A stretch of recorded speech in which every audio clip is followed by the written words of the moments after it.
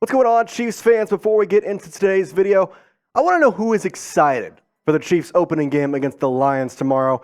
And the way you can tell me, well, like the video. I want you to like the video if you're excited for tomorrow's opening game against the Lions, Thursday Night Football. Patrick Mahomes back on the field for the first time since the Super Bowl in a meaningful game. So like the video.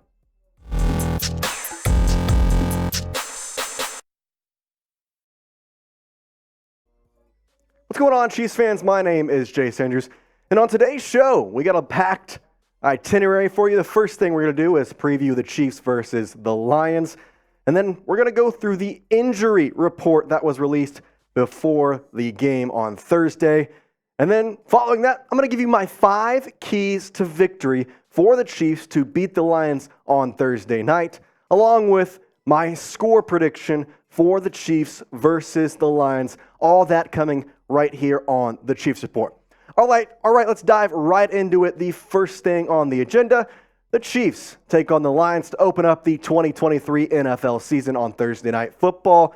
And it's a matchup that maybe gets a little more interesting as we will move into why more on the show. But here's the basics of it. As of right now, Kansas City is a 6.5-point favorite, and the total for over-under 54.5. I'm taking the over on that all the way. But Chiefs, Lions, Goff, Patrick Mahomes, a team who really crushed at the end of the season, the Lions, and the Super Bowl champs. I think it's going to be a pretty good game, and I think it got a little more interesting because of the news that happened yesterday, which was Travis Kelce. He got injured. He hyperextended his knee, and his availability for the game against the Lions, what's now a little bit in doubt on whether he is going to be fully healthy, whether he's going to play at all, what exactly is going to happen with Travis Kelce. So we're hoping that he will be available in the near future, but my guess he will not be on the roster tomorrow, at least playing. Now, the rest of the injury report, there was a little bit of positives to take away. L'Jarius Sneed was a limited practice guy along with Kadarius Toney.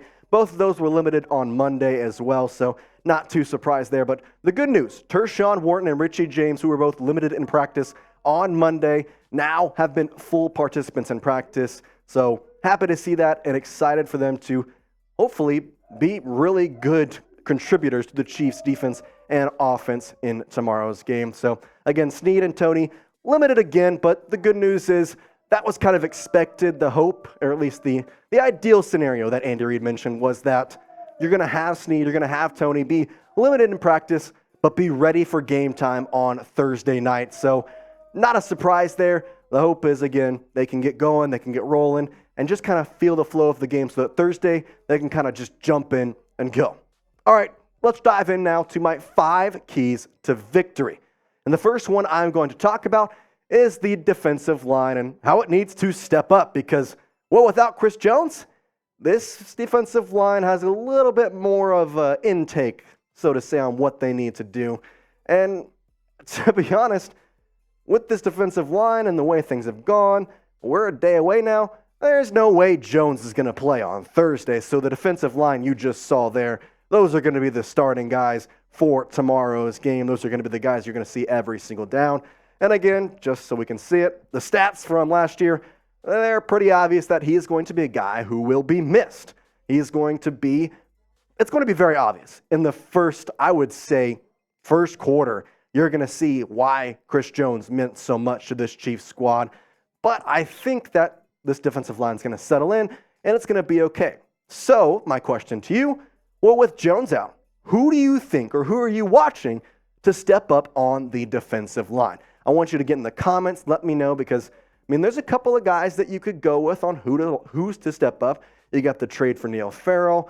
There's a lot of guys I think you could probably go, but the guy I think I'm going to be most keenly watching, well, it's Karlaftis. I'm looking at Karlaftis because he has really blossomed into a really good player last year. His first 10 games, I'm not going to say they were subpar by any means, but they were a rookie's first 10 games. His last 7 games of the season last year, well, those were veteran numbers. He were putting up 5.5 sacks, 15 tackles. He was doing very well, getting into the QB's face, hitting him a bunch of times, getting some tackles for losses. He was in the backfield consistently and often. So I'm looking at him. I'm hoping he does well. And I think he can, but without Chris Jones, more pressure is going to be applied to him. We'll see if him and the rest of this defensive line can step up. My second key to victory for the Chiefs is that the secondary needs to limit this explosive Lions team. And I'm not going to sugarcoat it. This Lions defense, or rather offense, is really, really explosive. And so it's going to fall on the safeties and the cornerbacks to kind of fill out that secondary, make sure that there's no open routes, and really kind of shut down Jared Goff, Amon-Ra St. Brown, and the rest of the Lions offense. Brian Cook and Justin Reed, not really a question on whether they're good or not, or whether they're able to perform. It's more or less how well can they contain this high-powered offense. The quarterback, I like them to be in line for a very good game. Trent McDuffie, Jalen Watson, both very impressive in the preseason and, of course, last year. L'Jarius Sneed, still a question mark on whether, or to what capacity he will play at. I think he'll play. It's just depending on to what capacity he will play at. So I'm looking at those guys to also kind of step up and really limit this offense. I'm not saying shut them down, but definitely limit the Lions, as they were 8th in passing yards per game in 2022. So that's a stat that you look at and say, okay, like they knew what they were doing. And I got to be honest, those last 10 games, they look like one of the top offenses in the entire NFL. I would say probably top 3. So the secondary's got to be ready to rock, got to be ready to kind of be there and be square. You got to be in the right positions. You got to make sure you have on your guys. And for the safeties, just make sure no deep routes are open, because that's a big thing the Lions have loved to do in the past. And it's what they loved to do down the stretch last year, which happened in their 8-2 final 10-game run. All right, let's transition to the third key to victory I have, and that's for the offense to have a field day. I mean, on one hand, this Lions offense is amazing, but there was a reason they didn't make the playoffs last year. That was their defense. Their defense was not good last year, and I don't think it's going to get any better this year. They were ranked last in the NFL in yards allowed. They were ranked 28th overall in points allowed, and they gave up 246 passing yards per game. This is a team that didn't really gain anybody on defense, was not good last year, and will not be good this year. So what? What exactly does this mean? This is meaning success for Mahomes. No matter who he has on the field, he's going to convert. And with a secondary as underperformed at the Lions, it's time for him to really shine and show off why he is the best quarterback in the National Football League, along with the rest of this offense. Because last year they averaged almost 30 points per game, had over 7,000 yards, including 5,000 of those through the air. I mean, this team is primed to have literally everything in their favor to have this offense explode. This Kansas City offense is about to pop off. It's going to score a lot of points no matter if Kelce's there or he's not. This offense is going to be running up and down the field with velocity and with intention the entire night. And I'm excited to see it because we didn't get to see much of Patrick Mahomes in the preseason, obviously. And now we get to see him in full force against the Lions on Thursday night.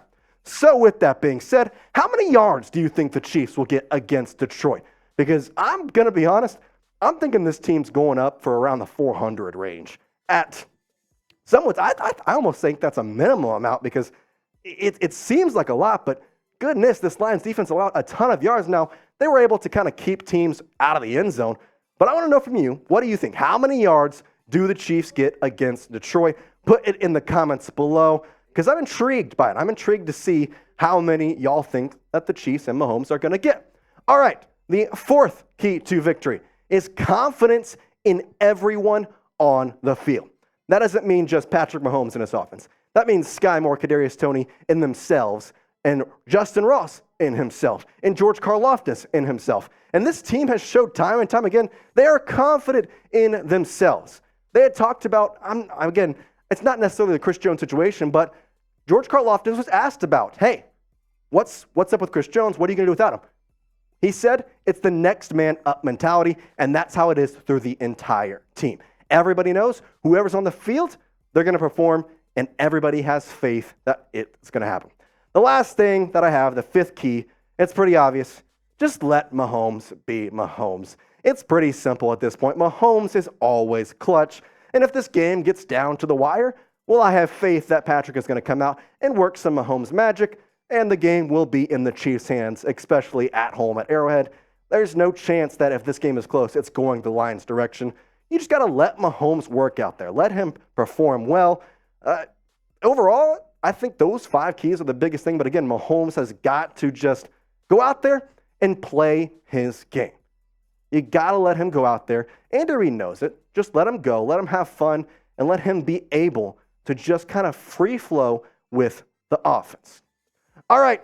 What is your final score prediction for the Chiefs versus the Lions? I want to know because I'm going to give you mine in just a second, but I want you, before I tell you what mine is, get in the comments and what is your final score prediction for the Chiefs versus the Lions. I'll give you a second again, last chance before I give you mine. I don't want y'all to kind of base yours off mine. What is your final score prediction for the Chiefs versus the Lions? All right, my prediction, the Chiefs got this one in the bag. 38-30. I think it's a little closer due to the possible absence of Travis Kelce. And even if he plays, I very much see that as a limited role. On top of which, Chris Jones, he's not going to be there. At this point, there's just no possible way I can see him unless he just shows up and says, you know what, my holdout's done, I'm going to play. I don't think that's going to happen the way he has talked about this, his stance and everything.